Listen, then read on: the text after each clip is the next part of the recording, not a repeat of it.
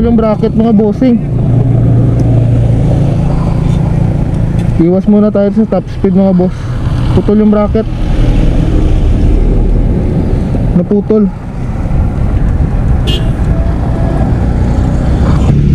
What is up mga load? Papunta tayo ngayon sa anong tawag nila doon? Sunburst Boulevard ba yun? Dito daw sa tabi ng Petron. Dito ba yun? Tingnan natin. Ito nga yun. Oh sheesh.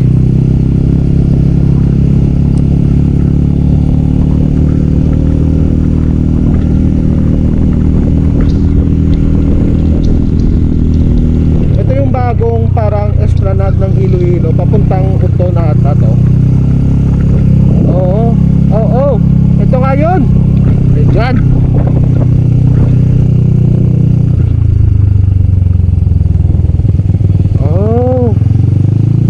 Parang bypass road ata to mga boss.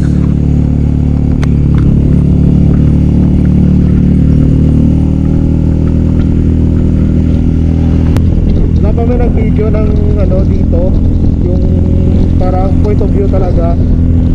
Pero ito yung magiging view nyo pag nagbibiyahe kayo papunta dyan.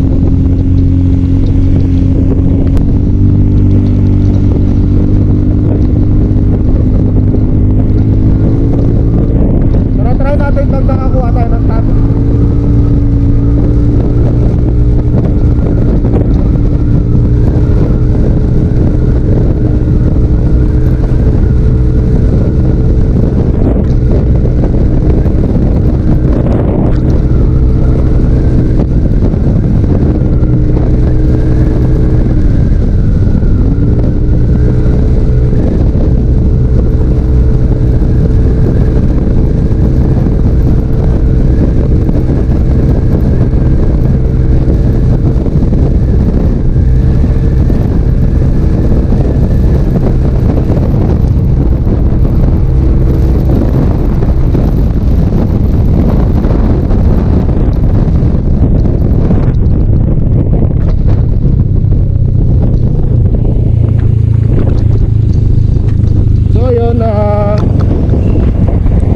Nakuha natin 102 lang.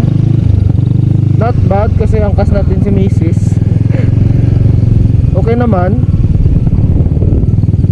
102 lang yung natap natin dito. Pero di ko pa na-try na ako lang mag-isa.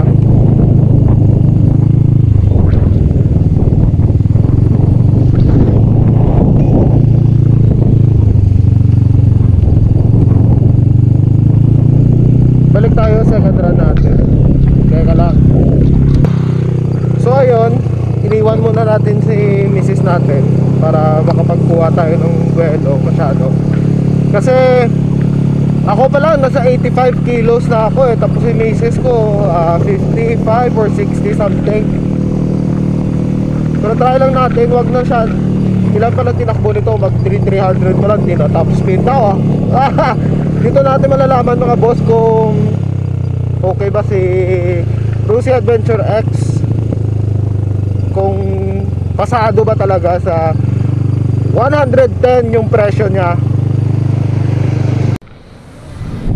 Alam niyo mga boss, parang hindi tayo masyadong makapag top speed dito kasi maraming motor. My God.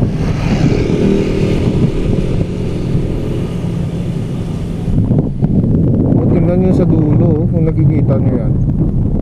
Parang ano, kasi hindi naman to talaga highway eh. Parang bypass road lang naman. Pero try ko lang sana kung okay din ba. Okay na ata to. Tara. Second attempt natin to. Wala si Mrs.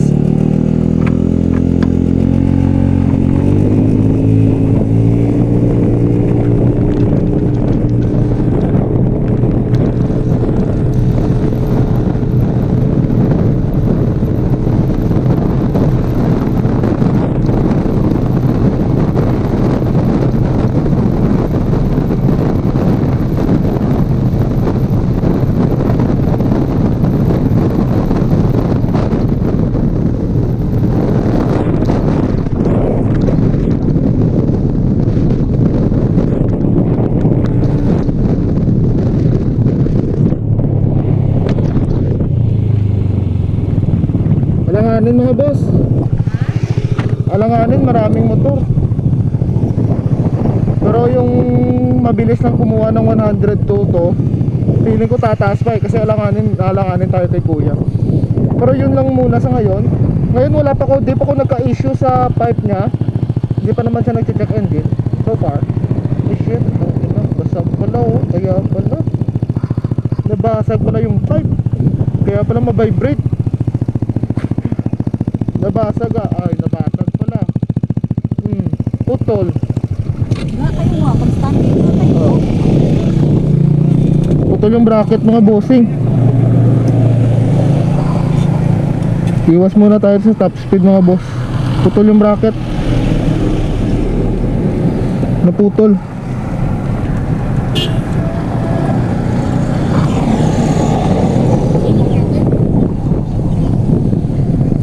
Tara chill ride na muna. Cancel yung ano. My god, putol. Shit. Okay na yun. Nag-100 naman. So maganda naman yung takbo niya. So far sa akin worth it din. Kasi kahit kanina nga may angkas natin si Mrs. Nag-102 rin. Pwede pa tong pumalo siguro ng 100 plus. Ang dumi ni baby natin no? So yan lang muna sa ngayon mga boss. Update ko kayo soon ulit pag ano ba talaga yung top speed nito. So gala-gala muna kami dito kasi enjoy muna namin ang pinakamagandang view dito sa Iloilo sa ngayon. So far ito muna ngayon pinakamaganda para sa akin kasi parang hindi masyadong ganun ka-overcrowded. So once again, pag bago ka lang sa channel ko, mag-subscribe ka na for more updates on Adventure X. At palalabas na rin natin yung Rusi Sigma natin soon. Kasi medyo kukuha pa tayo ng budget doon. Malaking-laking ano yun eh, gagastos eh. Once again, Musikali ko saying goodbye. See you on my next vlog.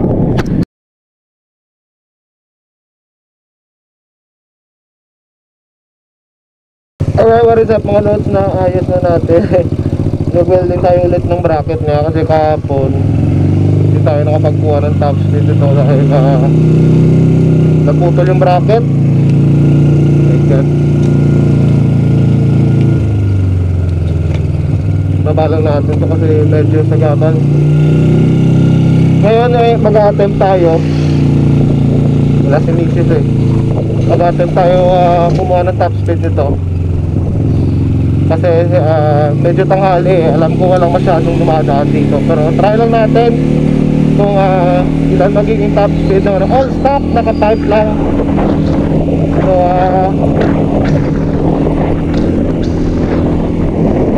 tingnan natin kung worth it nga ba yung 110. My god,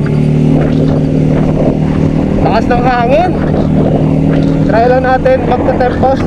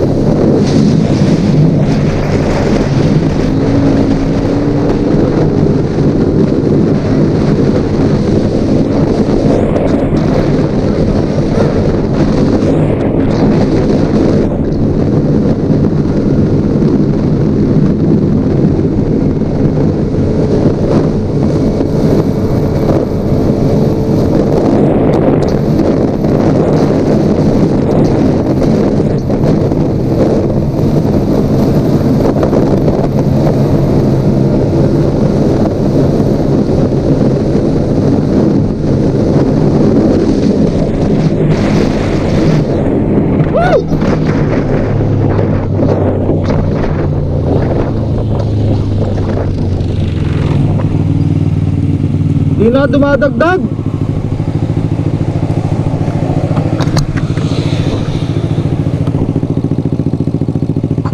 Running tayo ng 326, pinapa top speed na oh. So So tingin ko okay na yun. So yun lang muna sa ngayon mga boss. Medyo ano tayo, mabigat tayo eh. Nasa 85 kilos tayo. So test round natin, yung nakuha pala natin 111 yung top speed sa akin. Ewan ko pag sa inyo, kasi sa akin 85 kilos ako, mabigat ako eh. So medyo proud ako kasi stock na nag 111. Compare mo sa ano, the RFI 175, o compare mo yung power ng 175. Ito naka 4 valves, liquid cooled pa. Saka yung RFI na 175, kung trip mo yung forma doon, doon ka mag-go. Pero kung trip mo medyo mas torquey talaga itong mga boss. Naka 4 valves eh. So proud ako dito sa Rusi, kahit 110 yung presyo niya. Pero meron siya lagay natin 20k difference. Pero sulit na sulit talaga itong mga boss, kasi di ka mabibitin pag nag-overtake ka. Tsaka yung power nito okay na okay para sa akin. So sa mga nagbabalak mag Adventure X ng Rusi, Adventure X 150i, solid na solid to. Recommended ko to sa inyo, yung mga medyo low budget, tsaka murang monthly lang, murang down. Solid na solid. Papalo pa to siguro ng 115 siguro kung ano lang tayo, kung magaan lang tayo. Pero sobrang solid, promise. 111 goods ako dito sa takbo niya. Compare mo sa RFI, mahirap nga mag 100 yun. Promise, mahirap mag 100 dun. Kasi sa timbang ko, mahirap talaga. Pero ito, solid na solid. Rusi Adventure X 150i. Thumbs up kayo sa akin. So maghahanap pa tayo ng ibang parts nito para pag gusto mo talagang guluhan, hanapin talaga natin dito. So pag bago ka lang sa channel ko, para updated ka lagi, mag-follow ka na, mag-subscribe ka. And see you on my next vlog. Musika Rico, say goodbye. Bye-bye. So alam nyo guys, ito yung nagagandahan ko lang sa Adventure X. Kasi tingnan natin kung kakayanan niya to. Ayan oh, bahala ka dyan. Tingnan nyo natin. Kaya ba? Oh, di ba? Wait. Parang bumabang ka. Ayaw niya na.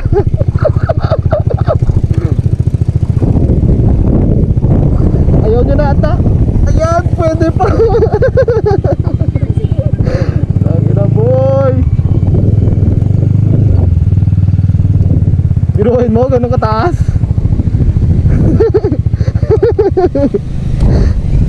Thank God.